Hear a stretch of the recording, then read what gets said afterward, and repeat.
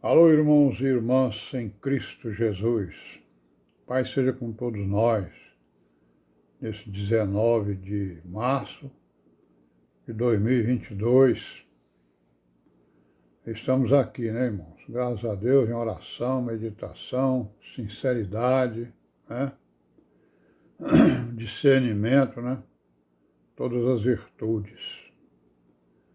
Em vigilância, em oração, em oração, vigilância.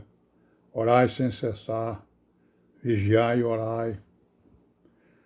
Então, irmãos, vamos pedir, né, ao nosso Deus que Ele nos visite, né, e nos socorra as nossas necessidades espirituais. São muitas, né?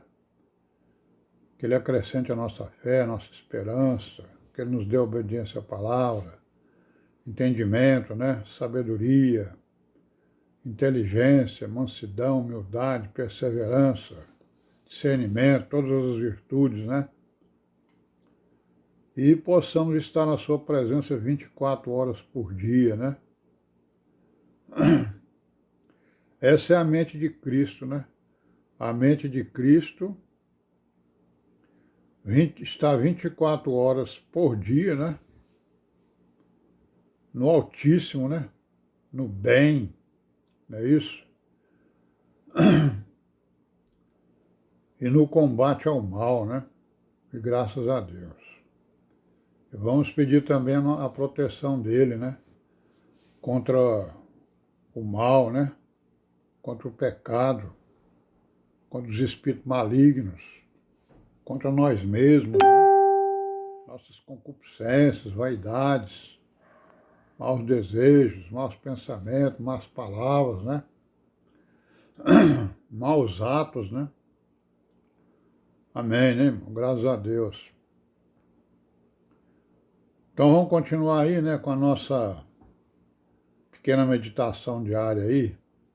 O que nós estamos fazendo agora? Estamos levantando aqui, repassando, né, nas Escrituras, os versículos que estão falando dos falsos doutores, falsos irmãos, né? Certo? Das heresias que iam aparecer nas falsas doutrinas, né? Doutrinas doutrinas profanas, né? Contra a sã doutrina, que negam a sã doutrina. Então nós estamos vendo essas passagens, né? Já vimos várias delas. Vamos ver outras. Que isso aqui significa o quê? O prumo que nós estamos colocando naquilo que a gente, né, tem conhecimento a respeito da história da igreja depois de um certo período, que foi exatamente a morte dos apóstolos, né?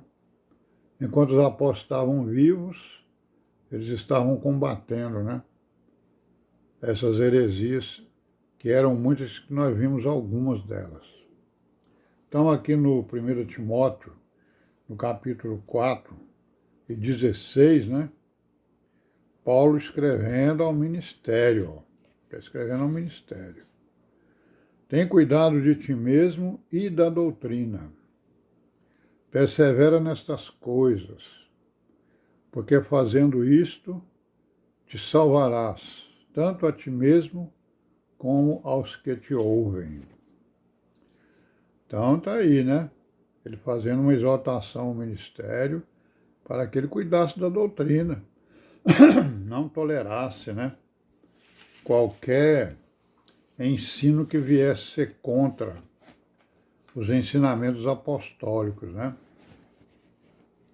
Aí vamos lá para Pedro, né, no capítulo 5, e no versículo 1 até o 4, Pedro escrevendo o que aqui, ó? Aos presbíteros que estão entre vós, então 1 de Pedro 5:1. Aos presbíteros que estão entre vós, admoesto eu, que sou também presbítero com eles, e testemunha das aflições de Cristo, e participante da glória que há de se revelar.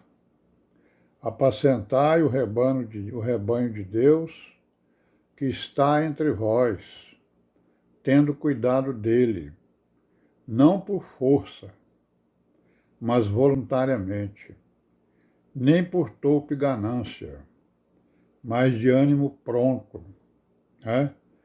Nem como tendo domínio sobre a herança de Deus, mas servindo de exemplo ao rebanho, né?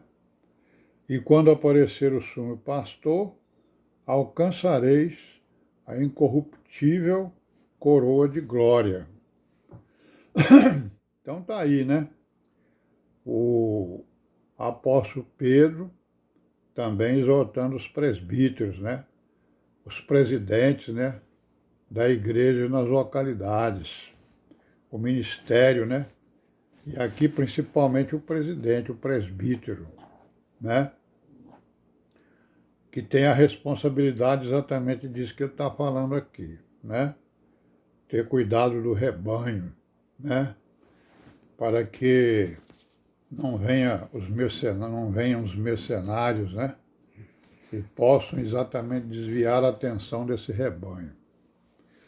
E agora nós vamos ver aqui o próprio Senhor Jesus, né? No capítulo 7 de Mateus, e no versículo 15 a 20, né? O que ele diz aqui? Acautelai-vos, porém, dos falsos profetas, que vêm até vós vestidos como ovelhas, mas interiormente são lobos devoradores. Né, irmãos? Então o Senhor Jesus está aí ensinando aos apóstolos e também à igreja, né? Profetizando, né? A respeito de falsos profetas, falsos ensinadores, que iriam aparecer na igreja, conforme nós vimos aí Paulo e os apóstolos dizendo em vários locais, né? Aí o Senhor Jesus ainda diz o seguinte, ó, como é que eu vou conhecer esse tipo de, né? Esse tipo de gente, esse falso profeta, que vem vestido como ovelha, né? Quer dizer, eles são virgens como nós, né? Aí ele vai dizer assim, ó, por seus frutos os conhecereis. Por seus frutos os conhecereis. Porventura colhem-se uvas dos espinheiros ou figos dos abrolhos? Assim toda árvore boa produz bons frutos, e toda árvore má produz maus frutos. Não pode a árvore boa dar maus frutos, nem a árvore má dar frutos bons. Toda árvore que não dá bom fruto, corta-se e lança-se no fogo. Portanto, pelos seus frutos os conhecereis. Então está aí o Senhor Jesus, né, nos mostrando como é que nós vamos conhecer, né, esse lobo devorador, né,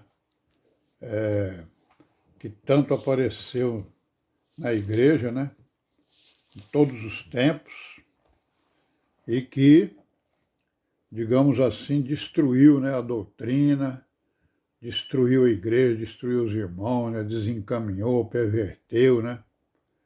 E é que o Senhor Jesus está dizendo, ó, vocês vão conhecê-lo pelos seus frutos, né. É isso?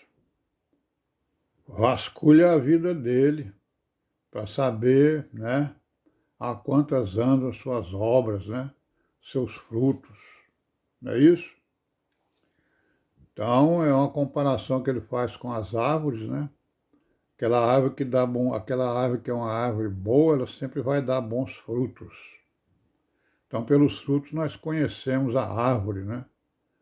E pelos frutos desses lobos vestidos de ovelhas, nós sabemos e saberemos discernir quem são eles, né?